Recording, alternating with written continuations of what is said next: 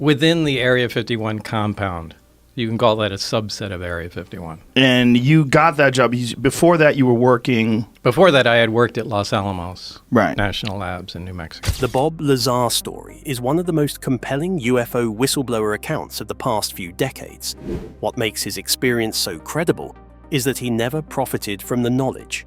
Instead, his life became more complicated after he was revealed. He was indicted by the government for operating a whorehouse, a charge he later pleaded down to pandering. The drama unfolded further as his facility was raided by FBI agents while Jeremy Corbell's documentary was being filmed. But what exactly were they looking for in Bob Lazar's lab, and could it prove everything he claimed? Is Element 115 the missing key to understanding UFO technology?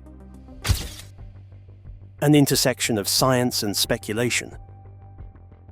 The FBI raid was particularly fascinating in that they allegedly were searching for something specific. The target, at least according to rumors, was a sample of Element 115, a mysterious substance Lazar claimed to have obtained during his time at S4. During the 1980s, George Knapp videotaped Lazar demonstrating this substance's inexplicable characteristics. Most significantly, the strange characteristic of bending light in reverse of conventional physics. There was a fascinating connection when scientists subsequently synthesized Element 115 in Russia using a particle collider. While they were successful in creating the element, it was only in a temporary, short-lived form. The scientific version of Element 115, officially named unpentium, is a very radioactive element, and its most stable known isotope, unpentium 289, has a half-life of only 220 milliseconds. This discovery caused intense scientific interest, and global teams of physicists conducted rigorous research in establishments like the GSI research facility in Germany and the Joint Institute for Nuclear Research in Dubna, Russia. Lazar's report speculated that extraterrestrial beings had a stable variant of this element, which was crucial to their gravity drive mechanism. According to his testimony, this facet belonged to a reactor that, upon being bombarded with radiation, created a field of gravity potent enough to propel cars through space at astonishing velocities. In an interview with George Knapp in 2014, Lazar remained convinced of his claims, stating scientists had only produced a few atoms until then, but further experiments would find isotopes of the sort he had described. They made just a few atoms, he recounted. We shall observe what other isotopes they create. One of them, or a number of them, will prove stable, and it will possess the exact same properties that I described. Interest in Element 115 is building. The International Union of Pure and Applied Chemistry, IUPAC, has officially included it in the periodic table, along with elements 113, 117, and 118. They are all super heavy, man-made, and extremely radioactive. Recent experiments have provided scientists with a better understanding of the structure and behavior of super heavy atomic nuclei, which could provide new avenues of research. Another interesting UFO-related story involves former President Richard Nixon and actor Jackie Gleason.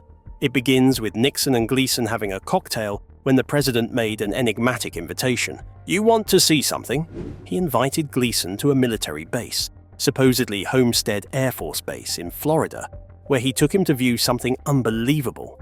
Gleason was taken to the freezers at the base to be shown 4 bodies of 4 extraterrestrial beings. This meeting allegedly occurred in 1973, when Nixon was on one of his golf outings. The aftermath of this incident raises some intriguing questions about Nixon's future destiny. His administration began to disintegrate after sharing all that information about UFOs with a civilian. Although this series of events is circumstantial, it is another part of the mysterious novel of UFO stories coming from respectable sources throughout the years. Lazar's UFO testimony is also intriguing. In his testimony, he testified that the craft were not made on Earth and had very small cabins, so small that only a child could fit into their cabins.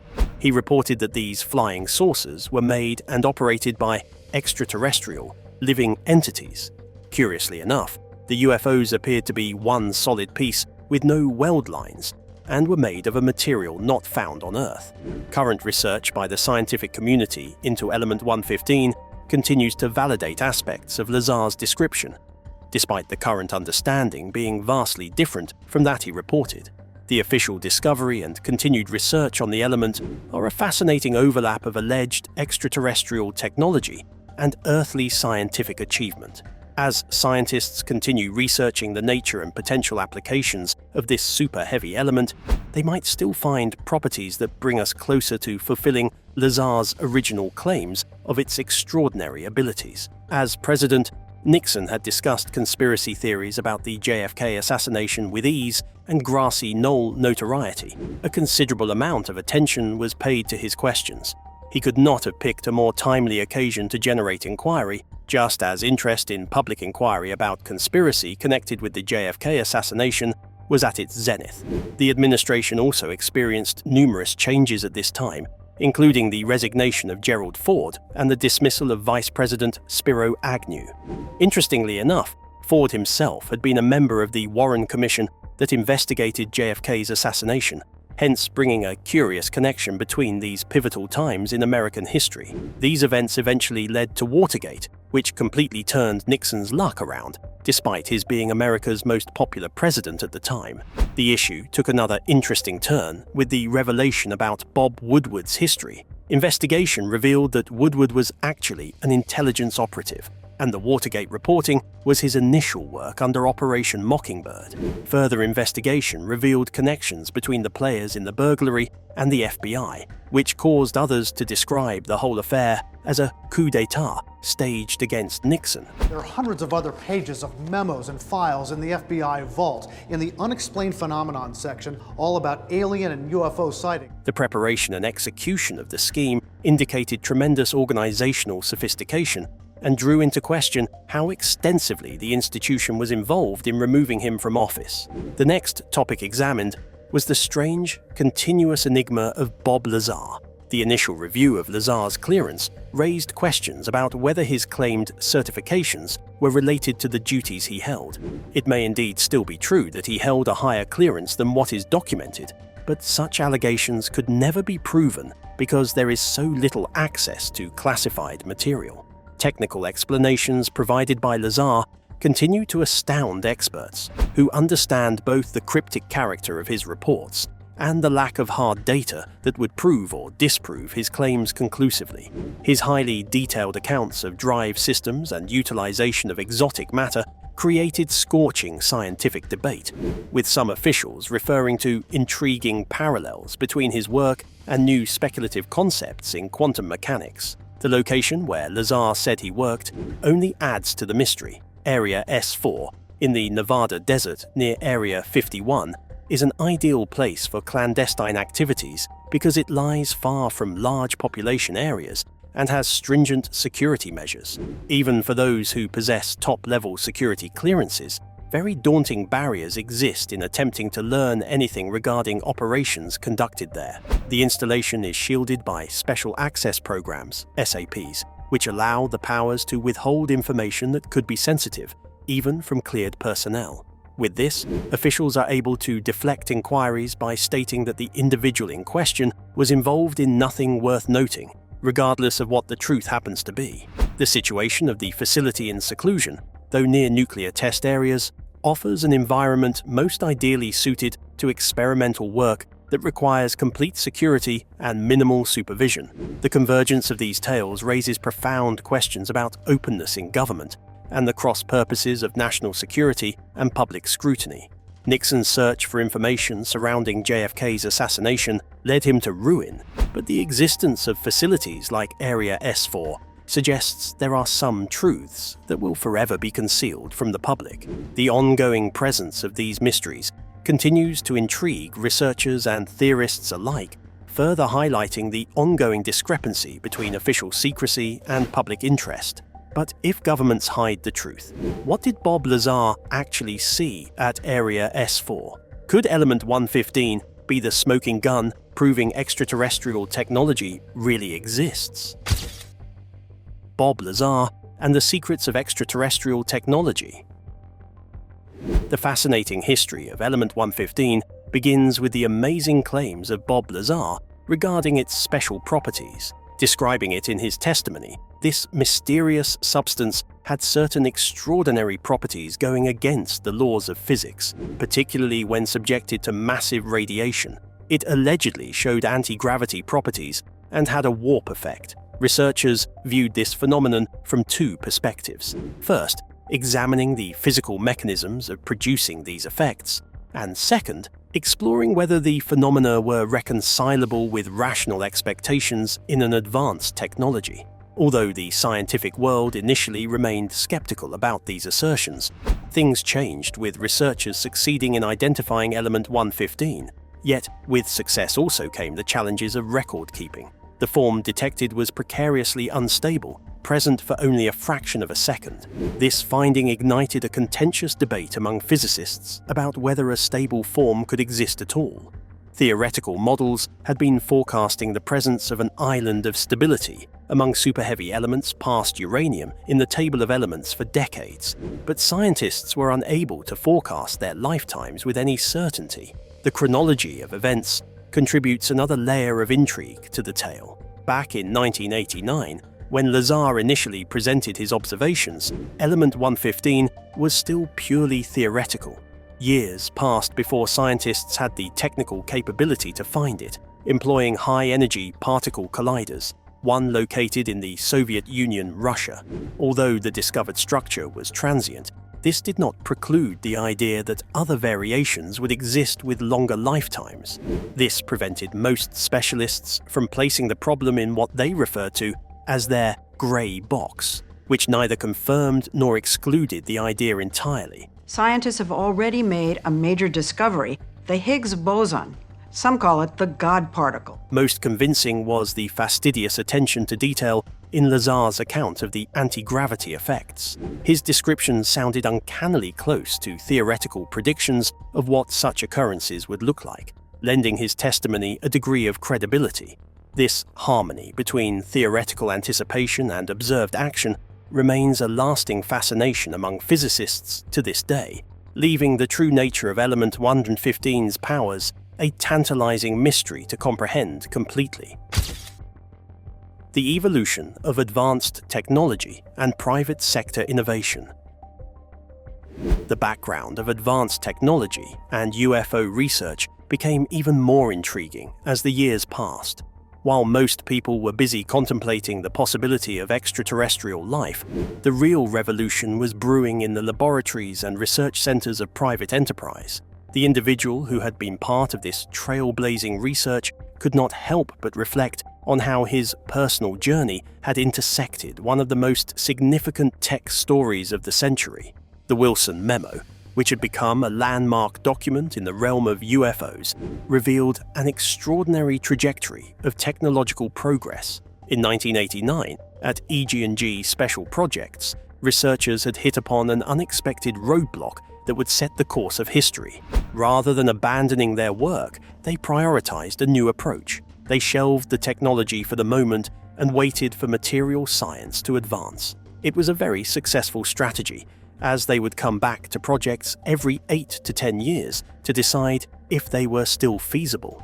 One of the most eye-opening revelations was when Admiral Wilson attempted to obtain access to a Special Access Program, SAP, in the private sector. None of his seniority counted for anything. He was denied access, a denial with profound significance. This emphasized one of the fundamental aspects of how advanced technology was being managed in America. The fact that a sitting admiral was turned away from joining a program he felt he should be directing said it all about the power dynamics at play. The story then became even more intriguing with the mention of Skinwalker Ranch, which had once belonged to Robert Bigelow, an early satellite technology innovator. Even though Bigelow was no longer associated with the ranch, having been succeeded by new owners, the facility continued to be a central component of the history of advanced technology research. The ranch was now a focal point for research into phenomena defying normal scientific understanding, and the changing ownership structure mirrored the altered landscape of private sector investment in advanced research. The subliminal message sent through these events was clear. Advancement of state-of-the-art technology was not strictly in the government's domain. Private industry had become the primary custodian of such advancements, due primarily to the government's tendency to leak information. It served the interests of more effective long-term control of sensitive undertakings, with security personnel guarding buildings for years, even up to a decade, while scientists handled compartmentalized aspects of the endeavor. The phenomenon threw up profound questions about the nature of technological progress in the modern world. Although most had assumed that progress came from university or government laboratories, things were otherwise. With its ability to hold things under wraps and finance long-term studies, the private industry emerged as the driver that developed the most advanced technologies. This was not limited to aerospace companies. It included a wide range of private sector institutions working on projects that pushed the limits of current science. The Wilson Memo provided the last evidence of this new paradigm. The validity of the document had been challenged for decades, but those who had any knowledge of the information could verify it. It recorded a subtle mechanism in which projects would be laid down from time to time and resumed, so scientists could continue to make progress when technological hurdles were overcome. This mechanism was far superior to the linear development model, wherein projects were put on the shelf when they hit dead ends. The story indicated a turning point in the direction that breakthrough technology was being researched and regulated. In place of the previous paradigm of government-funded research, the majority of the breakthroughs were now arising from research efforts in the private sector. The shift had its advantages and disadvantages. It allowed for more focused, long-term work, but it raised questions about control and access to information by the public. As the years went by, the importance of this new paradigm became more obvious. New technology development has become a collaborative venture between private industry and a few government agencies, with material science being the main hindrance. Whenever a scientist faced an insurmountable barrier, he or she would put the project on hold so as to wait until the body of scientific knowledge was moved sufficiently forward that the work could be resumed. This cyclical approach to development proved to be amazingly productive, allowing for incremental progression where before it had seemed impossible to expand. The tale also underscored the importance of patience in technological development. Rather than trying to push through to completion on projects, scientists were now proceeding at a more measured pace. They would work on a project until they reached an impasse, then leave it alone until materials science had progressed to the point that they could breach the wall. This practice, if ostensibly counterintuitive, had been highly successful in making available technologies that had stalled under traditional development paradigms. The history of advanced technology development in the private sector continued to evolve as new developments cropped up on a regular basis. The Wilson Memo offered a rare glimpse into this process, and it showed an elaborate system of technological development that worked more or less behind the scenes. With material science still advancing, technologies once impossible were rapidly gaining feasibility, and new doors to human innovation and advancement were being opened. But while secret labs push technology forward, what happens when the unexplained comes to them? Could Skinwalker Ranch hold the key to understanding the true nature of UFO phenomena? The Skinwalker Ranch: Phenomena and Government UFO Research. Far out in the Utah desert is Skinwalker Ranch, where science meets the unknown. Robert Bigelow launched what would prove to be one of the most fascinating science missions of the contemporary world in 2002. His NID's organization established a $22 million research project that would challenge conventional paradigms of reality. The story begins with an archaeological excavation that caused amazement as well as trepidation. While excavating sites that were centuries old, scientists inadvertently uncovered something incredible: proof of artifacts that defied conventional dating.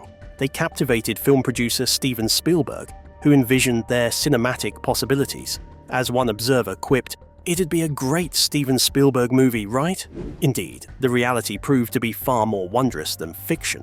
At the heart of this question was Skinwalker Ranch, where scientists documented events that violated established physics. Cars appeared to move through space itself, moving across the skies in ways unbefitting our comprehension of physical principles. These were not reports spread in rumors. They were carefully recorded by government-funded researchers who had been investigating the site heavily. The importance of the project went beyond mere observation. Through Congress, backed by 3 congressmen, with an astronaut among them, $22 million was earmarked for study. Astoundingly, this government spending on UFO research is dwarfed by other government spending. Significantly more taxpayer dollars are spent each year on researching Viagra than on investigating unidentified aerial phenomena. The research progressed through a series of stages, from government to private capital, and then vice versa. This strange cycle of finance reflected both the project's importance and its notoriety. More astonishing, perhaps, was the finding that military personnel, even with their clearance level, could not view materials in the possession of private industry, non-atmospheric materials they were termed. Personal testimony in the investigation provides some of the most salient observations. Researchers conducted extended interviews with residents, separating fact from fiction. Many of the stories did sound hyperbolic, but a couple of testimonies were significant due to their plausibility. As one researcher noted, "We interviewed a bunch of people that seemed full of, but a couple that didn't." At present, this research is a testament to the delicate dance between technology and the unexplained. The intersection of archaeological discovery, advanced aerospace research, and unexplained sightings creates a narrative that challenges our assumptions regarding technology and history. The narrative of Skinwalker Ranch leaves us with a reminder that sometimes the most surprising realities lie just outside the veil of our everyday world. We have come to the end of today's video. If you enjoyed it, be sure to leave a comment on your thoughts in the comments section. Ciao!